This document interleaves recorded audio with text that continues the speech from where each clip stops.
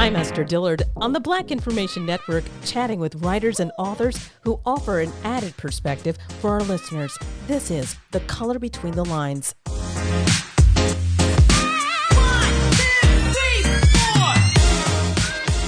In this edition of The Color Between the Lines, we're talking with the ultra-successful businesswoman and entrepreneur, Pinky Cole, owner of the multi-million-dollar franchise, the Slutty Vegan. She is also the author of I Hope You Fail, 10 Hater Statements Holding You Back from Getting Everything You Want. Welcome, Pinky Cole, to the BIN. Thank you for having me. Excited to be here and talking to you. Well, first off, I tell you, you are coming to the New York City region for a special announcement this week. Please tell us what that is all about. Well, drum roll.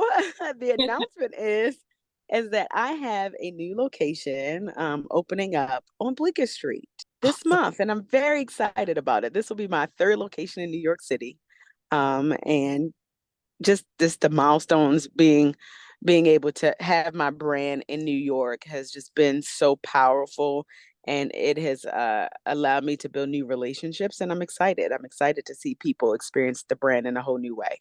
Awesome. I'm going to tell you that my family and myself are big fans of your food, and I feel honored that I'm going to be able to talk to you about that book in which you had so many great points talking about the building of your business and all the different hills and valleys to get to where you are today. You make a lot of points that aren't just for entrepreneurs, but just for anybody.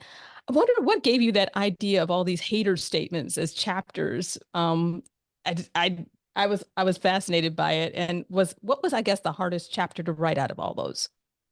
None of them were hard to write because they're all based on my real life experiences, right? So when you talk about like reading, technology is at the forefront of everything that we do, right? So when you want people to read something that's going to help them, sometimes you got to throw it in their face. So I could have written a book called Pinky's Top Tips to Navigate Through Hard Times. Will people pick it up? Yeah. Will everybody pick it up? Probably not. But creating something that says, I hope you fail with re-engineering negative mindsets is a really, really big deal. So I created this book because I wanted people to understand that like hard times are inevitable. Everybody is going to go through things, whether it's big or small, but really adjust in an optimistic way is what makes all the difference. And here I am with a book telling you what society tells us all the time. I hope you fail. I hope you lose your job. I hope he cheats on you. I hope you get fired from, I hope you lose your friendships. Those things really are what people hear every single day. I just wonder, was it really difficult talking about so many intimate parts of your life, especially about your parents? It's funny because I've always been an open book. And I think that's a part of the reason why I've been able to amass so much success in my life because I keep it real, right? I've always been transparent. So you're going to catch the good side and you're going to catch the bad side. But at the end of the day, I can be a walking testimony for somebody. So that's literally what the book is. It's a walking testimony. People can be able to identify their own situations based on reading about me. Even if they've never encountered me before, even if they've never went to any one of my businesses, what they will learn is that I'm human.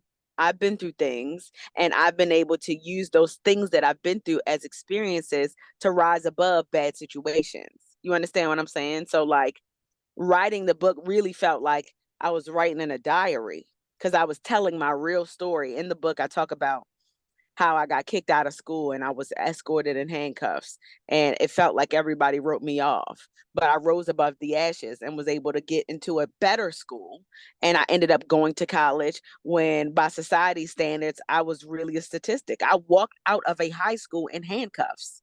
Nobody thought that I would make a major turnaround. And what that situation taught me is that bad things happen to good people, but you can always find the light at the end of the tunnel. And I'm the living and true example of it. So when people read my book, I want them to know that, listen, like things are going to happen in my life, but as long as I take an optimistic approach to everything, I'm going to be all right. The chapter about that said, they lie on you seemed really like a pivotal moment in your business life that was pretty scary. Especially I want you to explain to people who may not know what you went through when it came to helping the family of Rashard Brooks, and what did you get through that It's experience? interesting because that story was very crucial to my career growth. And I can remember this is actually how I met my husband. So George Floyd, the riots that were happening, rest in peace to him. Somebody broke the windows into my husband's restaurant during those riots. And when that happened, I reached out to him and I asked him if we could connect, if he needed some support in the community, could I help him? And obviously he didn't need any help. Long story short, when we connected, we came together and said, we need to help a family in need. Like, what can we do to come in allegiance together to help somebody in need? And that's exactly when Rashard Brooks was murdered in the parking lot. And we were so compelled by the story. And I'm like, we got to do something about this. Like, this happened in a community in which we serve our food. Like, we have to be able to help.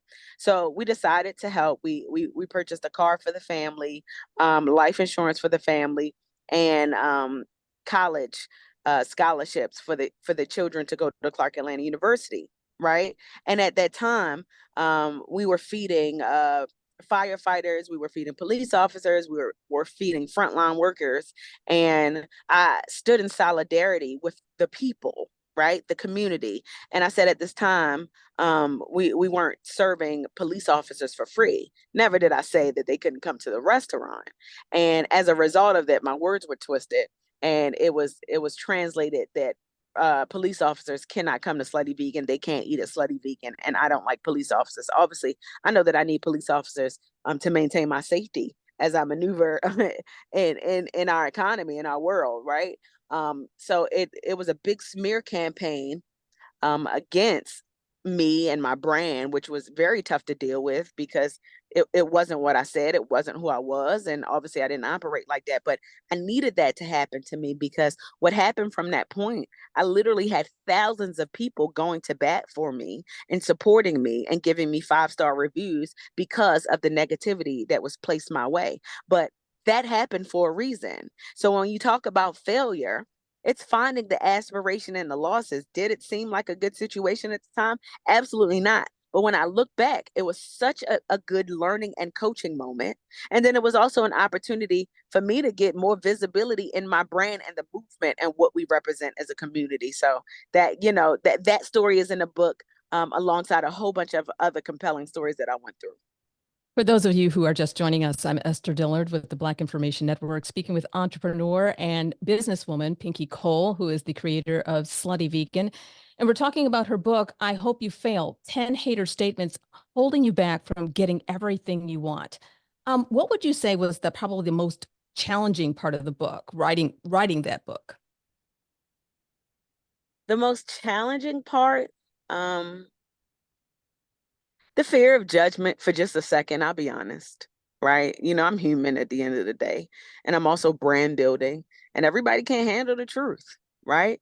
But then I also had to snap out of it, and I realized that there is somebody in the world that's going to take this book and it's going to prevent them from, one, making a bad decision, two, doing something that them or their family members probably would regret, and just it's literally like a walking Bible for people who just need support and a resource.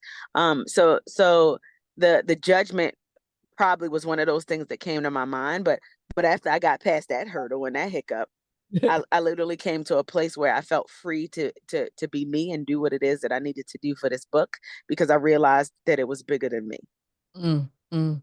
I recently heard on an interview, someone was mentioning Shirley Chisholm and her and title of her book called Unbossed and Unbought. Do you have a motto that you live by? I have a couple of them. If you're going to be a bear, be a grizzly bear.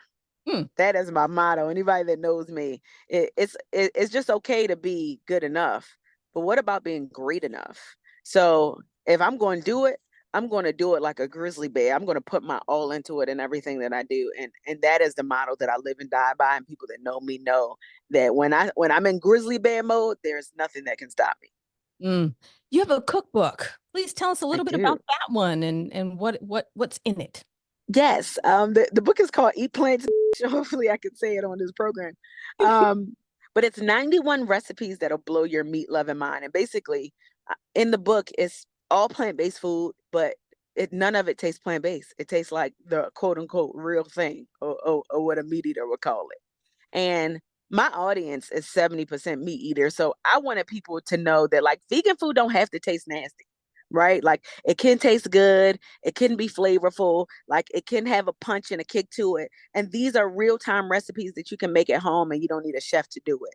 So the Wow. book did extremely well. I'm excited about the success of the book. We got nominated for an NAACP award. And I know that there's more to where that came from. And I'm excited about more people just hopping onto this vegan lifestyle, right? Like it, it really is just a mindset thing. It's not even just a flavor thing. If you can change your mind about the food that you consume, then you've already done the hardest part. Now it's time to eat. And Mm. that's literally what this book does. You know, it's funny, but I know reading through your book, you've gone through a lot of challenges, some hills and valleys. I guess what is the most for people who are just trying to start their own business? What do you think is your best advice for them in navigating those challenges? My best advice for any entrepreneur that is listening to this program: the bigger you get, you will get sued. And this is advice that somebody gave to me. And when they told me when I first started my company, I'm like, impossible. I won't get sued. Right.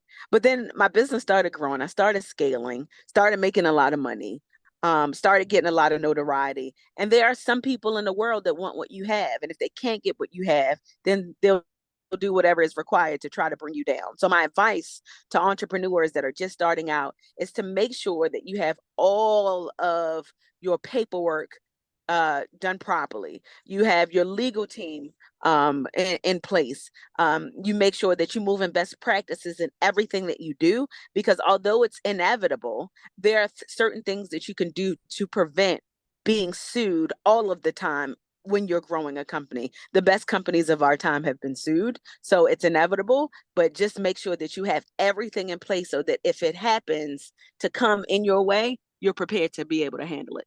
Mm. Well, you are not only a successful business person, you are successful in life, as a wife, as a mom. What's next for you? World domination. So many things, man. Like if you would have told me that I would be doing this 5 years ago, I would have said you a lie. Um, but whatever I do, I'm going to make the best of it, make the most of it, Mm. and I'm going to continue to make an impact everywhere my hands touch. That is my promise to myself first and my promise to the people. So just know that it's going to be great, whatever it's going to be. You are an inspirational breath of fresh air. Thank you, Pinky Cole, for joining me on the BIN. Thank you so much. The book is called I Hope You Fail 10 Hater Statements Holding You Back from Getting Everything You Want. I'm Esther Dillard on the Black Information Network.